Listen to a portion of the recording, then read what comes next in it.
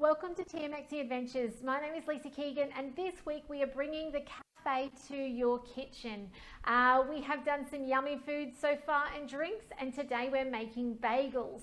Now, let me get started on this recipe straight away. It does have a heat up step to get started with. I reckon you've got most of the ingredients for this. There is one you might not have, and I'll give you some substitutions today.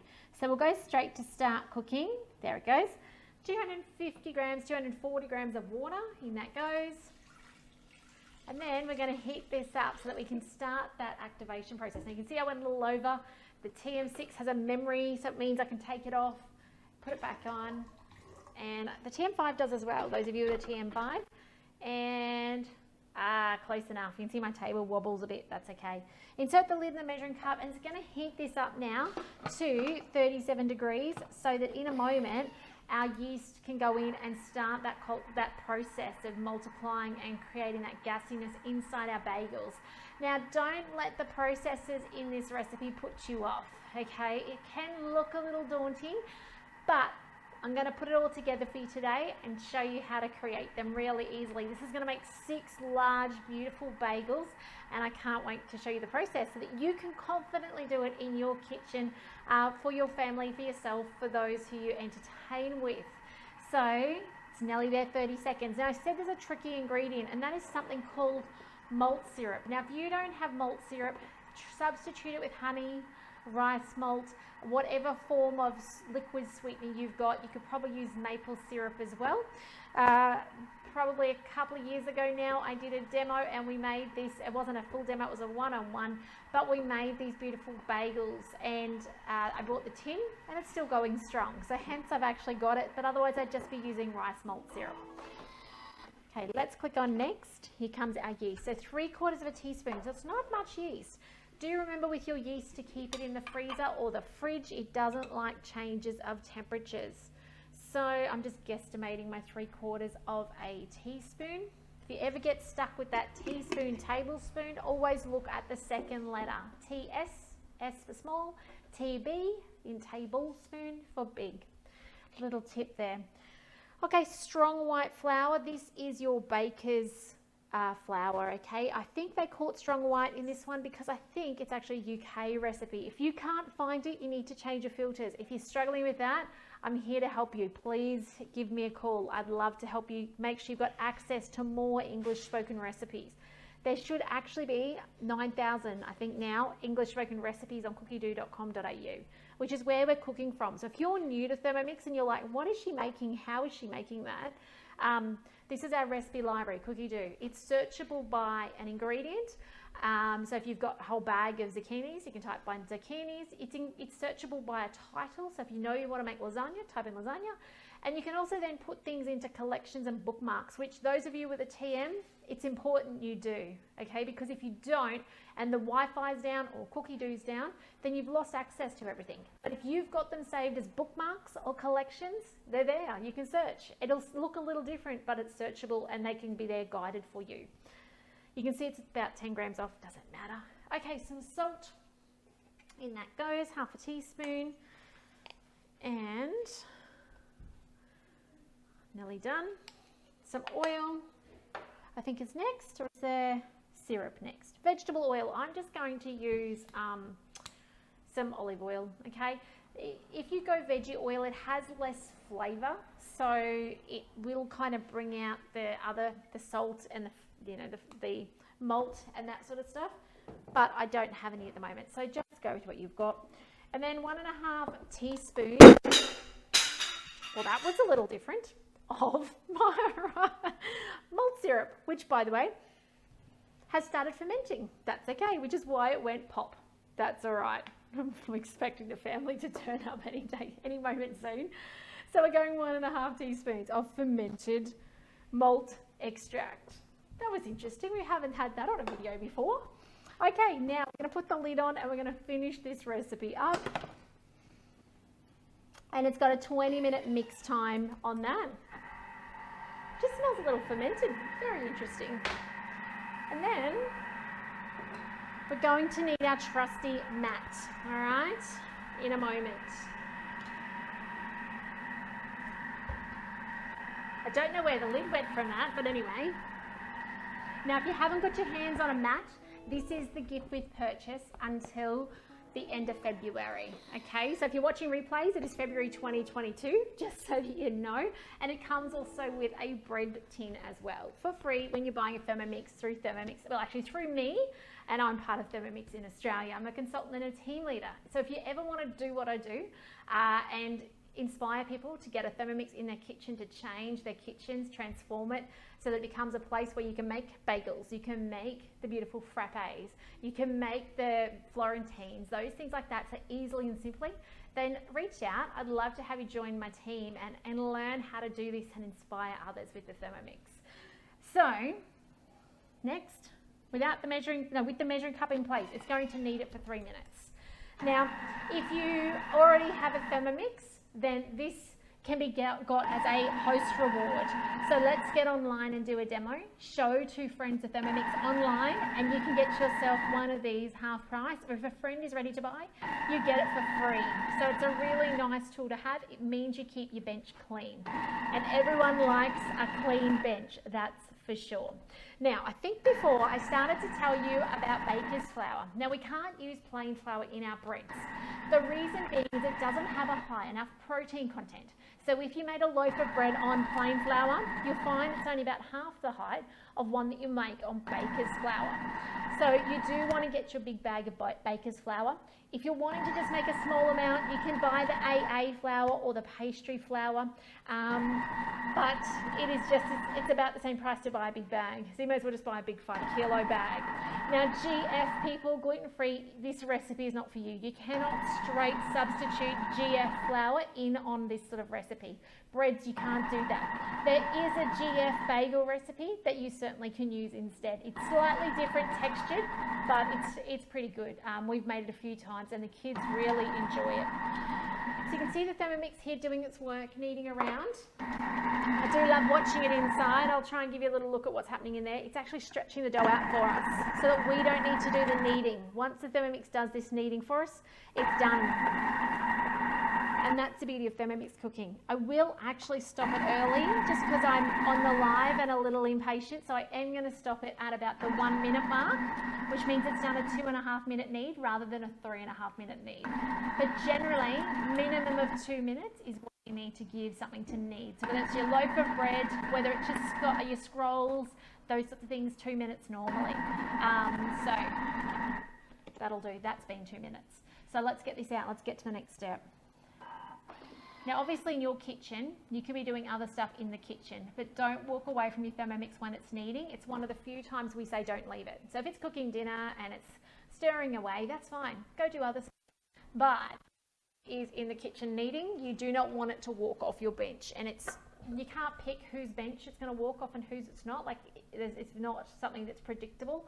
Just don't go far. Stay close. You want to make sure it doesn't get little legs and walk off, a bit like an upright washing machine. So tip out onto a lightly floured surface. So we'll just put some flour on here. I'm going to turn this camera around. And it says to divide into 6 equal portions, roll into balls and cover for 20 minutes. Okay, so let's just bring that over here so you can see what I'm doing. There's that. By the way, mine is an unbleached baker's flour. I buy an organic one. That's why you'll notice if you guys have watched me cook before, but you probably think, oh, it's very, off-white. That's why, because it's unbleached. It still responds the same way. It's just, sometimes it feels a little denser, to be honest, but it works the same way. It's just that it's got a different colour to it. So you can see this beautiful ball here. Let's bring it together a little bit, and then we're going to cut it up. Now, normally I'd say don't cut on your Thermomat, and I will say don't cut on your Thermomat, but there is, just grab it out of the dishwasher. There's an awesome little tool at the mix shop, and it's about $4, and it allows you to cut really simply and easily. And I use mine so much that it's actually in the dishwasher. Let me just grab something to wipe it with, and I'm going to use it to cut today. There is now a stainless steel one. I don't actually have one of those as yet because I just use this one. I figured there's no point in having two. But I think they're $4 or $5 in the mix shop. And we're going to do 6. So now you can see that this dough is no good if I was going to actually try and skip the step of proving. Now what does proving do? Proving actually allows it to relax the gluten. So not only will it grow and change texture, it'll change into more like a pillow texture. Like at the moment, you couldn't do much with that, which is why it needs to now sit covered for 20 minutes. And allow that gluten to relax. Somebody once told me it's a lot like a stressed teenager like this. You know, you can't do much with it because it's just so tight. But what you do want to do is put it in a ball. So to get it in a ball, tuck the corners under, all the corners, tuck them in behind, and just turn and continue to tuck the corners behind, all right? As you tuck it around, it'll get smoother on the top. I actually tend to do it from the top. So I actually push it around and pinch with the side of my hand. So it means that the bottoms pinch nicely together. You do want a circle, okay? So there you go, you end up with a circle like that. So as I said, corners in, corners in, corners in, and then pinch it together. And I use the side of my hand to push it together. Those of you who are familiar with bread making, you'll know that this is a lot tougher, this loaf, this bagel mix. It's because of the lesser yeast in it and the ratio of flour to water and oil and stuff. So it's a different feeling dough.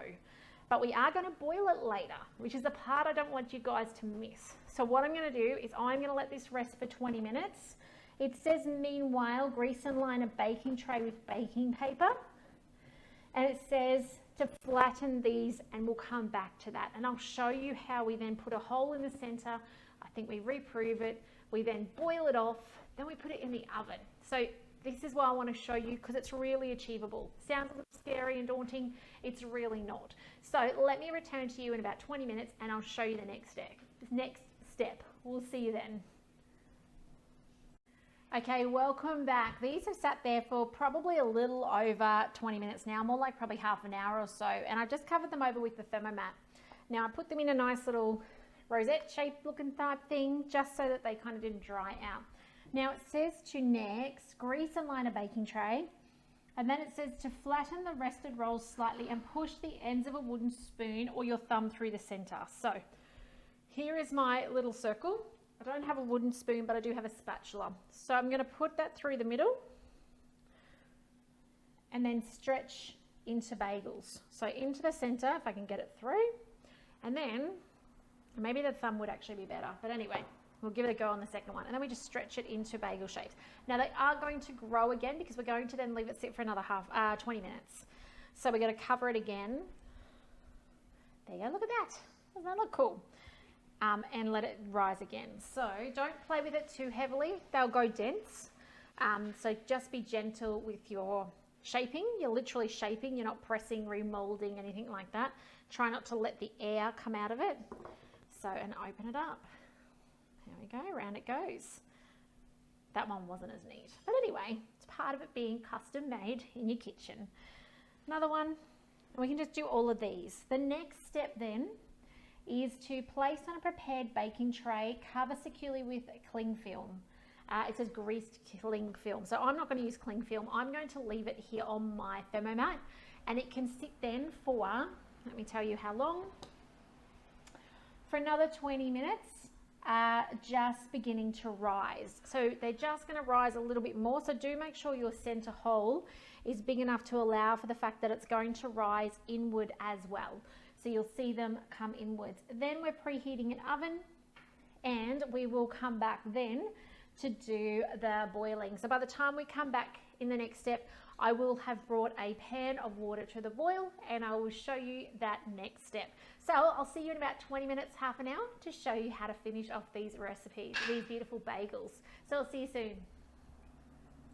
Okay, welcome back. The bagels have been resting. They are ready to go. They've proven a little bit more, and now it's time to boil them. So you'll see on the other camera up there that way, I've got my boiling pot of water on the stove. Now it's half a pot of water with 1 tablespoon of bicarb soda, so 1 tablespoon of that. So we're going to drop these carefully in. I'm hoping I'll be able to get them off my little thing, and it says to do 2 or 3 at a time, and they're just a minute aside. I'm just kind of pulling them apart to make a nice center on them as well as I go to drop them in. Depending on the size of your pot, I guess it depends on how many you can fit in at any given time as well. Don't want to overload them in there. I reckon they'd stick together, but you want 1 minute either side. And then we're going to flip them over. So 1 minute on one side, flip them over, and then we're going to take them out, let them drain, and we're going to put sesame seeds on them, and then we're going to put them in the oven. And it's a really hot oven for only 8 minutes. It's like 270 degrees, I think. Yeah, 260 degrees for 8 minutes, and then they're done. Like, so this is kind of the, I'm going to say it's the hardest part. It's actually not that hard, but it's kind of like that whole, oh, I've not done it before, so I'm not sure what to expect stage. So let's flip these over, and there we go, they're flipped. Give them a minute on the other side.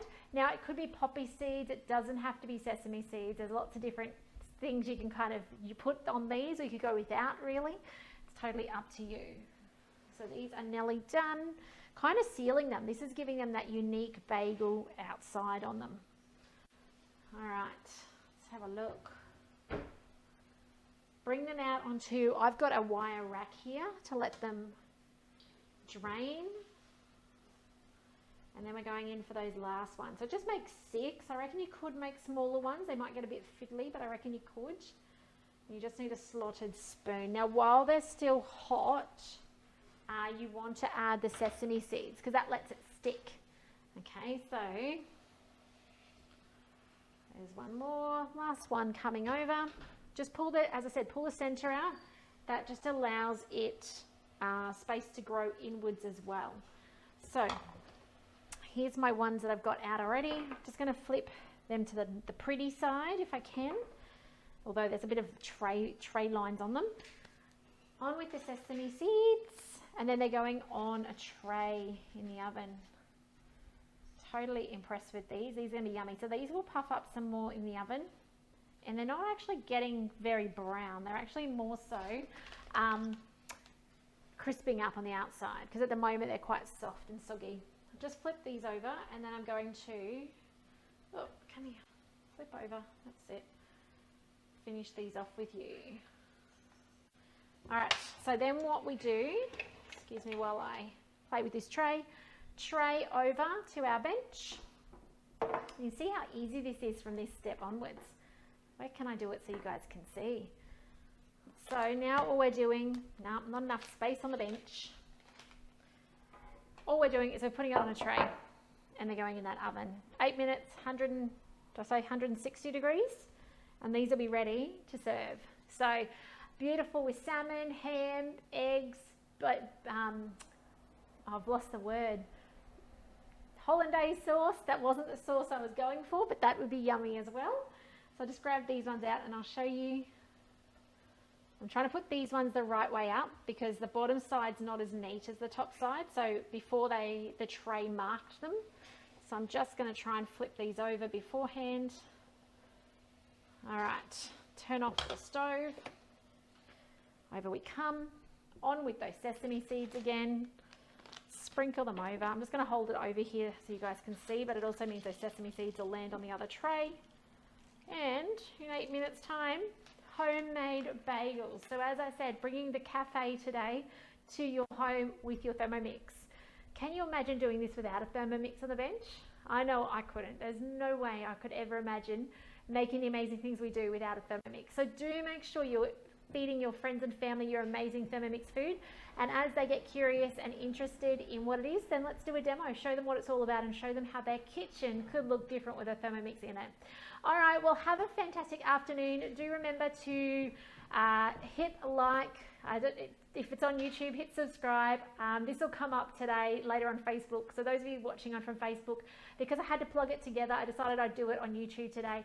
But it'll come up on Facebook this afternoon as well. So make sure you comment below. I'd love to know if you've made bagels before in your Thermomix, and if not, I'd love to see you make them. So give them a go and let me know what you think. And I'm here to inspire you to get more out of your Thermomix. So let me know if I can support you in any way getting one on the bench. The trade-up offer is nearly over. Runs until Monday. So if you want to get a TM6 on your bench, reach out. I'd love to give you the link to do so. If you're buying a new TM6 and not trading up, there's an awesome offer as well of the bread mat, which I've got under here, and you see me use it, and the bread tin. So get in quick if you want those offers. Let me know, as I'd love to help you get the very most out of your Thermomix investment. All right, guys, take care, and I'll see you tomorrow for some more Thermomixing. Tomorrow we're doing some more of the cafe to your kitchen. So take care, and I'll see you then. Bye, guys.